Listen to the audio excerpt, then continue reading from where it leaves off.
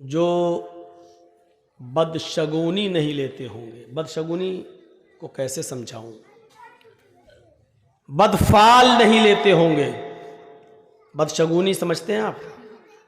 जैसे आपने कोई काम किया, आज कौन सा दिन है? सैटरडे। कोई काम किया और उसमें नुकसान हो गया। संडे को फ़ायदा हुआ, मंडे को फ़ायदा हुआ, ट्यूसडे को फ़ायदा हुआ, वेडनेसडे को फ़ायदा हुआ, थर्सडे को फ़ायदा हुआ, फ्राइडे को फ़ायदा हुआ, सैटरडे को नुकसान हो गया। फिर आपने पूरे हफ्ते काम किया, फ़ायदा हुआ, फिर सैटरडे को फिर नुकसान हो गया।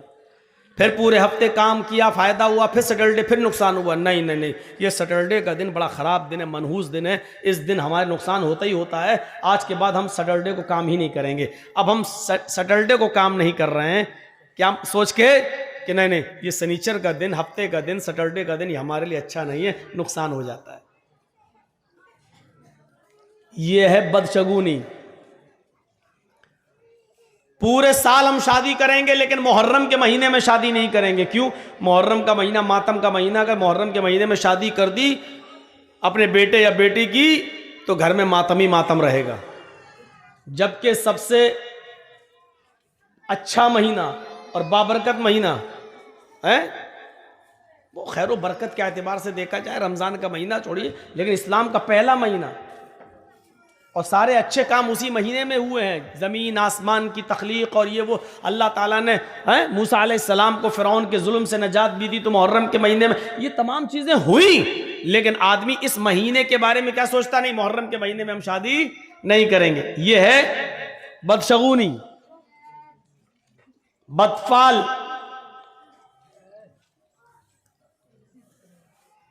गाड़ी चल रही है स्पीड में, अचानक बिल्ली रास्ते से गुजर गई, रोक दी गाड़ी। क्या हुआ? नहीं नहीं, बिल्ली ने रास्ता काट दिया।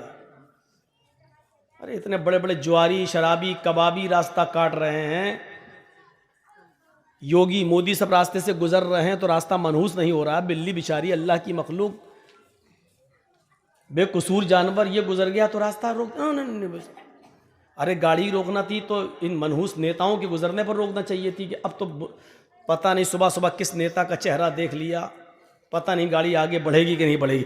रोकना वहां चाहिए, रोक रहे इस बिल्ली पर। यह अकीदा रखना कि बिल्ली के गुजर जाने की वजह से एक्सीडेंट होने का खतरा है। गाड़ी रोक दी, 2 मिनट रुके, उसके बाद गाड़ी चला रहे। यह है बदशगुनी।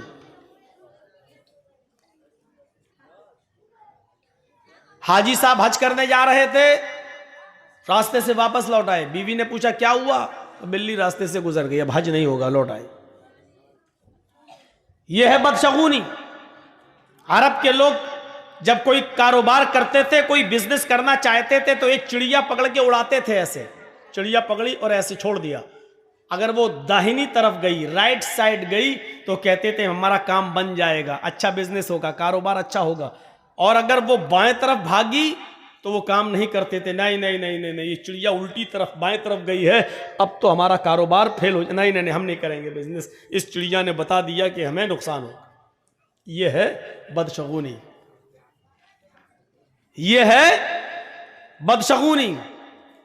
अपने छोटे से बच्चे को खेल रहा है, काला धागा लेकर उसकी कमर पे बांध दिया। ये काला धागा उसको बचाएगा नजरे बद से। ये है बदशगुनी। ये माएँ जो अपने छोटे छोटे बच्चों को जो नहला धुलाने के बाद एक काले रंग का काजल का टीका लेती हैं और अपने बच्चे के सर पे या गाल पे कहीं लगा देती हैं, काले रंग का ये इससे क्या होगा? नजर नहीं लगेगी। ये है बदशगुनी।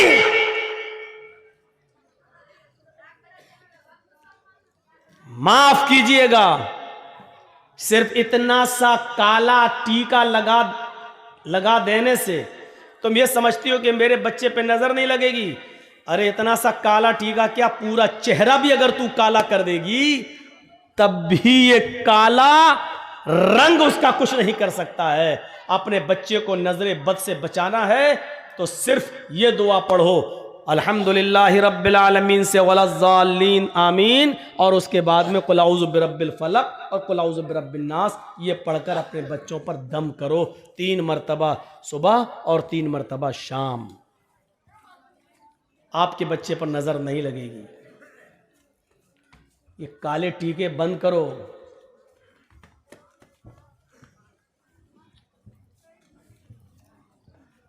ऐसे लगाओ, टीका लगा दिया। कितने बच्चे खेलते हुए हमारी गोद में आ जाते हैं, यही बिहार बंगाल के अंदर। ए मौलाना साहब जरा मेरे बच्चे के सर पे हाथ फेर देना, गोद लिया, काला टीका लगा हुआ है, काजल लगा हुआ है। इस अकीदे के साथ कि काला टीका लगा देने से बच्चे पर नजर नहीं लगेगी, गलत। 3 बार सूरह फातिहा पढ़ो, 3 बार कुल औज़ु बिरब्बिल फलक पढ़ो, 3 बार कुल औज़ु बिरब्बिन नास पढ़ो और अपने बच्चों पर दम करो। उसका तरीका ये होना चाहिए कि एक बार पहले पढ़िए आप औज़ु बिल्लाहि मिनश शैतानिर रजीम बिस्मिल्लाहिर रहमानिर रहीम अल्हम्दुलिल्लाहि रब्बिल आलमीन अर्रहमानिर रहीम मालिकि यौमिद्दीन इय्याका नअबुदु व इय्याका नस्तईन इहदिनस सिरातल मुस्तकीम सिरातल लज़ीना अनअमता अलैहिम गैरिल मग़दूबि अलैहिम वलज़्ज़ालीन। फिर उसके बाद पढ़ो बिस्मिल्लाहिर रहमानिर रहीम कुल अऊज़ु बिरब्बिल फलक मिन शर्रि मा खलक़ व मिन शर्रि गासिकिन इज़ा वक़ब। ये पूरी सूरत पढ़ो। उसके बाद पढ़ो बिस्मिल्लाहिर रहमानिर रहीम कुल अऊज़ु बिरब्बिन नास मलिकिन नास इलाहिन नास मिन शर्रिल वसवासिल खन्नास अल्लज़ी युवस्विसु फ़ी सुदूरिन नास मिनल जिन्नति वन नास। एक बार पढ़ लिया, अब बच्चे पे दम कर दो। इसके बाद फिर पढ़ो ऐसे ही, फिर पढ़ो ऐसे ही, ऐसे 3 बार पढ़ के आप सुबह दम कर दो फजर की नमाज के बाद, और शाम को दम कर दो इशा की नमाज के बाद। मौका लगे तो दोपहर में भी दम कर दो ज़ोहर की नमाज के बाद। लेकिन ये सब करने के लिए अम्मा को उठना पड़ेगा सुबह फजर में, नमाज पढ़ने के बाद दम करने के लिए। अब इन झमेलों से बचने के लिए कुछ कठमुल्लाओं ने कह दिया है काला टीका लगा दो, नजर नहीं लगेगी। सच बता रहे हैं, यही कठमुल्ला उल्टी छुरी से काटे जाने वाले हैं। काले, अगर काली चीज से नजर रुकने वाली होती तो हिंदू भाई तो इतने इतने बड़े, वो काली दुर्गा माँ का इतना बड़ा वो लगा लेते हैं अपने घरों में, जबान निकाले हुए करे हुए। अब देखिए, इसका मतलब उनके घर पे तो नजर ही नहीं लगेगी, पूरा इतना बड़ा रख लेते हैं, दरवाजे पे लगा देते हैं, जबान बाहर निकली हुई है। क्या कहेंगे आप उसको? यह है बदशगुनी। कितने बच्चों को देखता हूं नंगे घूमते और काला काला वो बंधा हुआ है, सब क्या गंडा बांध दिया है। फला मौलाना साहब ने पढ़ के दिया। अरे मौलाना साहब तू खुद ही बांध ले अपने कमर पे, ना इन गंडों से कुछ होना है, ना इस टीके से कुछ होना है। अल्लज़ीना हुम ला यततय्यरून, जो बदशगुनी नहीं लेते होंगे, बगैर हिसाब व किताब के जन्नत में जो जाएंगे 70,000 लोग, वो कौन होंगे? जो बदशगुनी नहीं लेते होंगे। वला यक्तऊन, जो अपने जिस्म को दगवाते नहीं होंगे। दगवाना समझते हैं ना, जानवर को दागा जाता है ताकि उसको पहचान लिया जाए खेत में किसका जानवर है। इसी तरीके से यहाँ पर वो चलवाना, हाथ पे कुछ टैटू बनवाना, मशीन चलवाना, नाम लिखवाना या कोई टैटू बनवाना ताकि वो निशान बना रहे, इसको कहते हैं दगवाना। जो साबुन से फिर मिटता नहीं है, उसका निशान बाकी रहता है। जब तक आप ऑपरेशन नहीं कराएंगे जब तक वो मिटेगा नहीं। जितने लोगों ने अपने जिस्म को दगवाया है, पहली फुर्सत में ऑपरेशन करके इसको मिटवा दीजिए। अगर इस हाल में मर गए तो अल्लाह की कसम तुम्हारी बख्शिश नहीं होगी। जिसके जिस्म को दागा गया हो और उसने अपने जिस्म पर दगवाया हो, ऐसा आदमी अगर मर जाए तो इसकी जनाजे की नमाज पढ़ना जायज नहीं है और इसको मुसलमानों के कब्रिस्तान में दफन करना भी जायज नहीं। लिखे बैठे हैं अपनी अपनी माशूकाओं के नाम, लड़के और लड़कियां लिख बैठी हैं अपने महबूबों के नाम। कभी यहां लिख लिया, कभी यहां दगवा लिया। साहब देख, कुछ लोग तेजाब से भी लिख देते हैं, कुछ लोग छुरी से लिखते हैं काट के। ये सब दगवाने के हुक्म में शामिल है, दगवाने के। शेख सालेह अल उसैमीन का फतवा है कि अगर किसी आदमी का मौत इस हाल में होती है कि उसके जिस्म पर टैटू बंधा हुआ है, दाग दागा हुआ है, तो इस शख्स की न तो नमाज जनाजा पढ़ी जाएगी और न मुसलमानों के कब्रिस्तान में इसको दफन किया जाएगा। करने को तो कुछ भी कर लो। तो बगैर हिसाब और किताब के जो जन्नत में जाएंगे उनमें जो अपने जिस्म को दगवाते नहीं होंगे। ए मदरसे के बच्चों, तुम लोग बार बार उठ रहे हो, जाओ यहां से चलो। जिसको जाना हो यहां से जाओ, जी बार बार उठकर डिस्टर्ब मत करो यहां पर।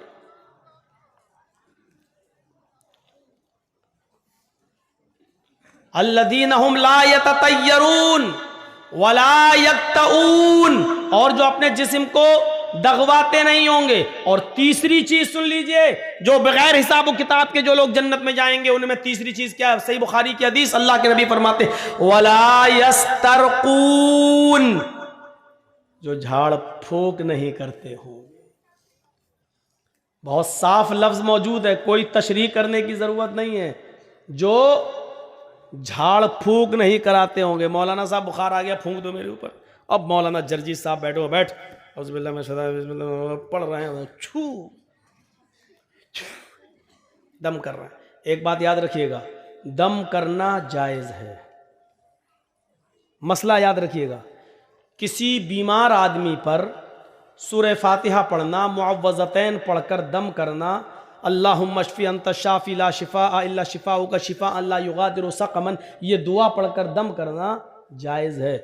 आप इसको नाजायज़ नहीं कह सकते। कुरान की आयतें पढ़कर, सही हदीसें पढ़कर, जो आयात शिफ़ा और आयात दुआ है उसको पढ़कर दम करना जायज़ है। लेकिन अगर कोई बीमार आदमी ये भी ना कराए और अल्लाह पर भरोसा करके छोड़ दे कि नहीं उसी ने बीमार किया है, वही हमें ठीक करेगा, अगर उसकी मर्जी होगी, तो हम क्यों जाएं किसी मुल्ला मौलवी के पास झाड़ फूक कराने?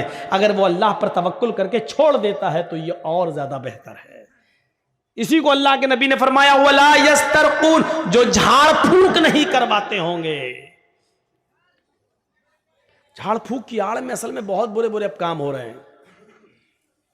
मर्दों के साथ साथ जवान लड़कियां भी मुल्ला मौलवियों के सामने बैठ जाती हैं कि फूंक दो मेरे ऊपर। हम समझते हैं, हमारा बाप समझता है लड़की का कि चलो कुरान ही तो है, अल्लाह का कलाम है, और फूंकने वाला तो मौलाना है। मौलाना तो फरिश्ता होता है बेचारा, वो इंसान कहां होता है, वो तो फरिश्ता होता है। जिस तरीके से पर्दा 10 साल की उम्र की लड़की को, 10 साल से बड़ी लड़की को जिस वक्त 10 साल की हो जाए उसके बाद लड़की को अपना चेहरा भी छिपाना पड़ेगा, अपने हाथ की हथेलियां भी छुपाना पड़ेंगी, उसको पर्दा करना पड़ेगा। और जिन लोगों से पर्दा करना है उनमें मुल्ला मौलवी भी शामिल हैं।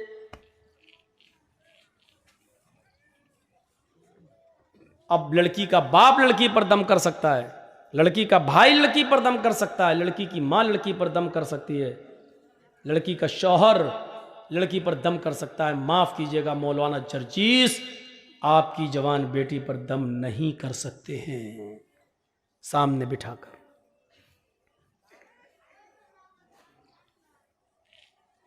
वला यस्तरकून, झाड़ फूक नहीं कराते होंगे। झाड़ फूक अगर कोई शख्स करता है कुरान हदीस के दायरे में तो जायज है, लेकिन अगर अल्लाह पर भरोसा करके ये भी ना करवाया जाए तो अफजल है, बेहतर है। वला यस्तर। और चौथी चीज वअला रब्बिहिम यतवक्कलून, और जो अपने रब के ऊपर पूरा पूरा भरोसा और तवक्कुल करते होंगे, ये लोग बगैर हिसाब और किताब के जन्नत में जाएंगे। अब जन्नत में जाने वाले कितने लोग हो गए? जिन्होंने कहा ला इलाहा इल्लल्लाह वो जन्नत में जाएंगे। जिन्होंने ला इलाहा इल्लल्लाह के साथ नमाज पढ़ी, रोजा रखा, हज किया, ज़कात दी, यानी चारों काम किए, ये जन्नत में दाखिल होंगे। और तीसरी चीज मन कान फी आखिरी कलामिही ला इलाहा इल्लल्लाहु दखलल जन्नह, और जिसकी जबान से आखिरी जुमला ला इलाहा इल्लल्लाह निकला वो जन्नत के अंदर दाखिल होगा। जो बदशगुनी नहीं करता होगा वो जन्नत के अंदर दाखिल होगा बगैर हिसाब व किताब की जाने वालों में ये भी शामिल है। और जो अपने जिस्म को दगवाते नहीं होंगे, और जो झाड़ फूक नहीं कराते होंगे, और जो अपने रब के ऊपर पूरा का पूरा तवक्कुल और भरोसा और एतमाद करते होंगे, अल्लाह के अलावा उनका यह एतमाद किसी और के ऊपर नहीं गया होगा, ये बगैर हिसाब ये जन्नत में जाने वाले लोगों में से होंगे। आइए एक और आसान तरीका बता दूं जन्नत में जाने का, और बहुत आसान है। मा मिनकुम मिन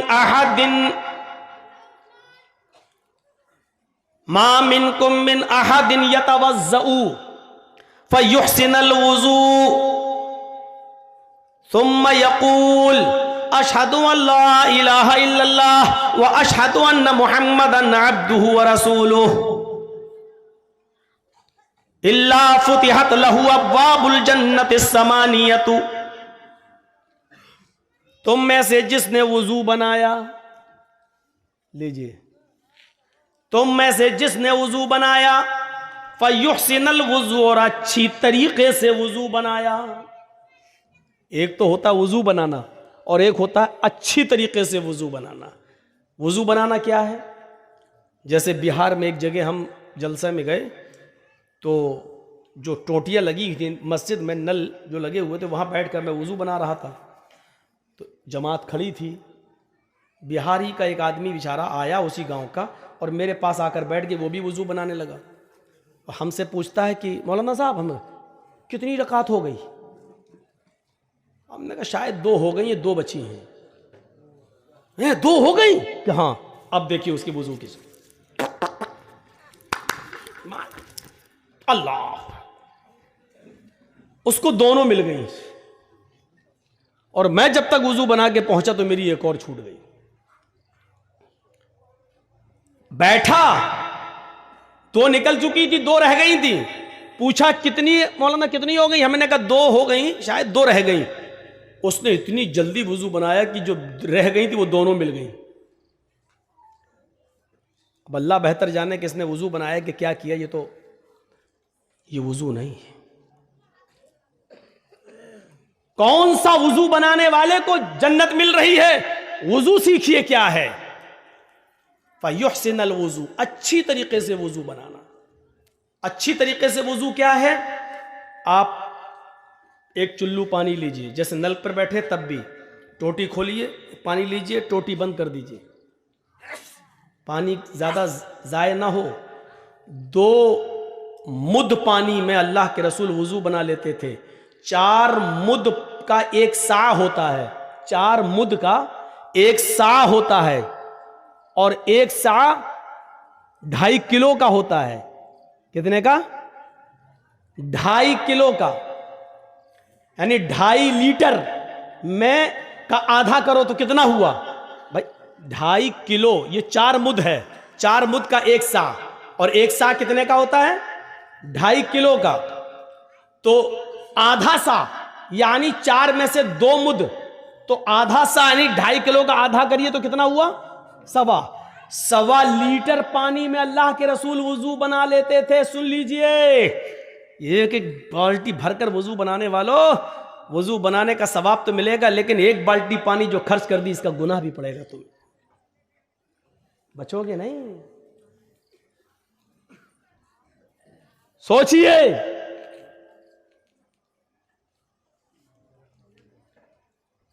दो सा 2.5 दूनी 5 लीटर की एक कट्टी में अल्लाह के रसूल गुस्ल कर लिया करते थे, पूरा नहा लिया करते थे, और वो भी गुस्ले जनाबत, नापाकी वाला गुस्ल कर लेते थे।